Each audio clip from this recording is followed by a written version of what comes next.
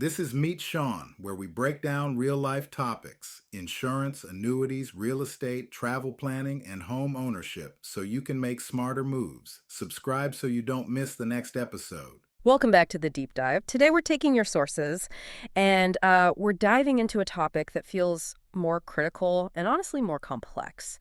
Every single year, securing your retirement. It really is the ultimate financial puzzle, isn't it? Yeah, And the numbers, they really show just how high the stakes are. they really do. I mean, we have this striking number right from the Northwestern Mutual 2024 study. It says Americans believe they need a staggering $1.46 million to retire comfortably. Wow. That's the psychological benchmark that, we're all apparently aiming for. And if that target feels a little overwhelming, well, you are definitely not alone.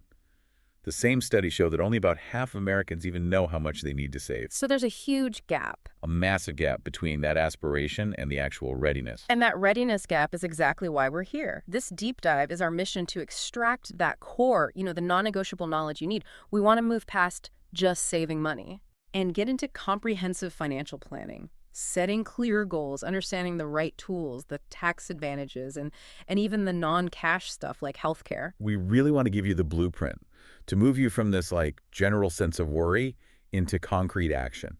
And to do that, we have to start at the finish line. What does that secure retirement actually look like for you? Exactly. Okay, let's unpack this. So retirement planning, at its heart, it's really about setting that future goal. You analyze your current money situation, and then you make a sustainable plan. A plan for saving, for investing, and for predicting your income decades down the line. It's the path to a stress-free future if you do it right. That's the idea. So let's start with the timeline. Assuming health and finances cooperate, what age are experts telling us to aim for? The general recommendations, they usually cluster somewhere between 62 and 67 years old. But the sources are very clear on this. The ideal age is completely specific to your situation. It depends on your health, the lifestyle you want, and crucially, how much you've already saved. It's not a uniform finish line at all. Right. And once we have that target age in mind, we need the savings goal. How much of our pre-retirement income do we actually need to replace? Most analyses suggest you'll need to replace somewhere between 70 and 90% of it. 70 to 90, that's a pretty wide range. It is, but it accounts for, covering your essentials while still having enough margin for the fun stuff you plan to enjoy. Travel, hobbies, whatever it is. That 70 to 90% rule makes a lot of sense. But here's where we have to challenge a major assumption people make. That all your expenses just magically drop. Your sources point out this fascinating and kind of scary cost shift. Exactly. People assume everything goes down. And yes, we see costs like housing and food potentially dropping. Sure, the mortgage is paid off, the kids are gone. Right.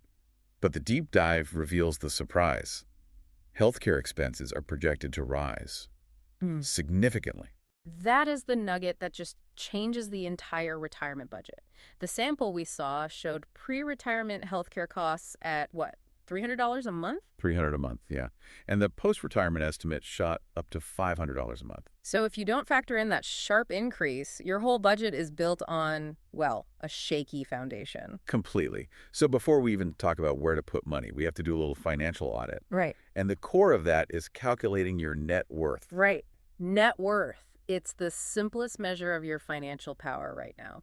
Assets minus liabilities. So assets are what you own. Your savings, investments, retirement accounts, your house. And liabilities are what you owe. Your mortgage, student loans, any credit card debt. And if your assets are greater than your liabilities, you have a positive net worth. Which is the key indicator of overall financial health. It's that unbiased snapshot of where you're starting from. And once we have that snapshot, we have to look at the flow. I mean, you have to track your monthly income versus your expenses. You have to find where the opportunities are to spend less and save more. You've got to locate that surplus. And this is where something like a credit score comes in, which people might not connect to retirement. Right. They think it's just for buying a house, but it matters for the long term. Why, though? Why is it so crucial? Because a good score means you get favorable interest rates on any future loans, and lower interest paid to the bank means more cash freed up for you to invest. I see. So it's a foundational saving mechanism in itself. It absolutely is. So, pay on time, manage your debt, check your reports. The basics really matter. Okay, so we've done our audit. We found some surplus cash. Now, where do we put it? Let's talk about the tools, starting with the most common one, the 401k. The 401k is your employer-sponsored plan. Contributions are generally pre-tax, so they lower your taxable income today, and the investment grows tax deferred. But the real key here, the thing you can't ignore, is the employer match. The match is, well, it's non-negotiable. It's free money. It is. If your employer offers to match, say, 50% of your contributions up to 6% of your salary, you have to contribute at least that 6%. Leaving that money on the table is one of the biggest retirement mistakes you can possibly make. Absolutely. Then beyond your employer plan, you have individual retirement accounts, or IRAs. Not tied to your job. Exactly. But the choice between the two main types, traditional versus Roth, is one of the most strategic decisions you'll make. It's all about when you want to pay your taxes. Okay, lay out that difference for us. Where's the biggest advantage? The traditional IRA gives you the tax benefit now. Your contributions, that'd be deductible, but your withdrawals in retirement are taxed as ordinary income. And the government kind of forces your hand later on. They do, with required minimum distributions, or RMDs, starting at age 72. And the Roth IRA just flips that on its head. Completely. You fund the Roth with after-tax dollars, so you pay the tax up front. But the huge payoff is that your qualified withdrawals in retirement are completely tax-free. And no RMDs. And critically, no RMDs during your lifetime. For anyone seeking total financial independence, that tax-free growth and flexibility is, it's invaluable. Let's just jump back to the employer plans for a second, because there's one technical thing that can cost people thousands if they switch jobs. Vesting schedules. Oh, this is so important. You need to know when the money your employer contributes becomes truly yours. So if you leave a job before you're fully vested, You could forfeit some or even all of the matching funds. Yeah. So before you quit, you must look up your plan's vesting schedule. Don't leave that free money behind. All right, so now let's move to income planning. For most Americans, the absolute foundation of their retirement income will be Social Security. It is. And the size of that benefit is all based on a look back at your career. Specifically, your 35 highest earning years. That's what they use in the calculation. Right. And what's fascinating is the trade-off with timing. If you start benefits as early as 62, your payment is reduced, But if you wait until your full retirement age, which is typically 66 or 67, you get 100% of your calculated benefit. And if you can hold out until age 70, those delayed retirement credits mean a significantly increased monthly check. so the message is clear. The longer you can comfortably wait, the more robust that income foundation becomes. Exactly. But what if you're working part-time while you're getting benefits? Does that penalize you? That's a super common question. And the answer, it all depends on your age. If you are working before reaching your full retirement age, your benefits are reduced How much? by $1 for every $2 you earn above a certain annual limit. Wow, that's a massive reduction. It almost makes you question working those extra hours if you're just shy of your FRA. It does, but here's the key. Once you hit your full retirement age, you can earn any amount you want. Not a single dollar will be deducted from your Social Security. Okay, so once we've modeled our income stream, say we have $3,500 a month from Social Security and a pension, we need a realistic budget. And you have to separate the non-negotiables, housing, food, that spiking healthcare cost, from the discretionary items, like travel and hobbies. And you have to build in a defense mechanism against inflation. Yes. So many people forget this. They create a budget for year one and assume it's static. But inflation erodes your purchasing power every single year. So if your annual expenses start at, say, $50,000 and inflation is just 3%. You need to budget $51,500 for the next year just to buy the exact same stuff. That adjustment has to be continuous. Or your purchasing power will just decline faster than you think. Now, budgeting gives you the structure, but strategic investing is the engine you need to reach that $1.46 million target. And the number one rule of investing, according to your sources, is diversification. There's that classic quote for a reason. Diversification is the only free lunch in investing. Which, in practical terms, just means mixing your assets, stocks, bonds, maybe some real estate. So that when one asset class struggles, the others might be thriving. It's about managing your overall risk. And those choices must align with your risk tolerance. Right. Stocks are high risk, high potential return. Bonds are lower risk, lower return. And that mix needs to get more conservative as you get closer to retirement. Which brings us right to that debate. Active versus passive management. Passive investing is simple and cheap. You just track an index. Active is trying to beat the market. And this is where we really have to listen to figures like Warren Buffett. He famously critiques active management, saying it's often based on the false premise that you can consistently pick winners or time the market. That insight really pushes you toward prioritizing consistency over complexity, doesn't it? It really does. Now, speaking of threats to that consistency, let's talk about the single biggest one, healthcare costs. The shock factor. This is the shock factor. Estimates show an average healthy couple retiring today may be upwards of $157,000 for healthcare alone throughout their retirement. Just for healthcare. So planning for that means understanding Medicare. You get Part A for the hospital, Part B for doctors. Correct. But what's often underestimated is the need for supplemental coverage. Parts A and B only cover so much. So you need to plan for prescription drugs. That's Part D.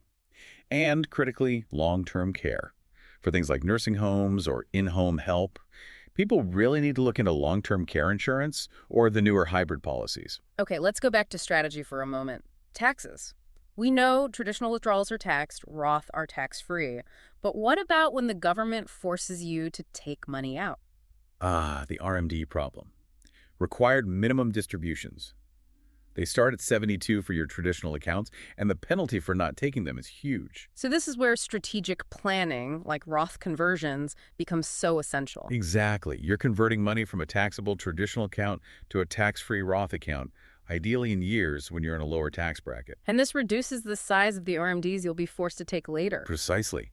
It can save you tens of thousands in taxes down the road. It's one of the most proactive things you can do. Okay, finally, let's wrap up this comprehensive picture with legacy. Estate planning. It's not just about wealth, it's about peace of mind. It absolutely is. And every learner needs a foundational set of documents. First, a valid will.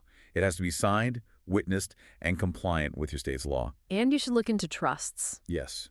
Trusts are powerful tools. They can potentially cut taxes and allow your assets to skip the costly and very public process of probate. And then we have to cover the possibility that we can't make decisions for ourselves. You must. Yeah. You absolutely need healthcare directives and powers of attorney.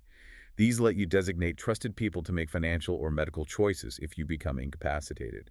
It ensures your voice is still heard. So what this all really means for you, the learner, is that retirement planning isn't a one-time chore. It's not something you just check off a list. No, it's a continuous effort. Your plan is a living document.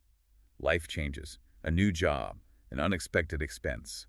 All of it means you have to revisit and adjust the strategy. And maybe the most effective way to manage that complexity is just by seeking guidance.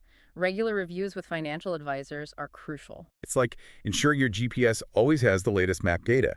You're adapting to detours, minimizing risk, and just maximizing the consistency of your savings. So we've established the enormous power of starting early, of using those tax-advantaged accounts like the Roth and maximizing that employer match. Right. And we've highlighted those big three external costs that have to be factored in: inflation, healthcare, and taxes. You're not just saving, you're building a strategic fortress around your future.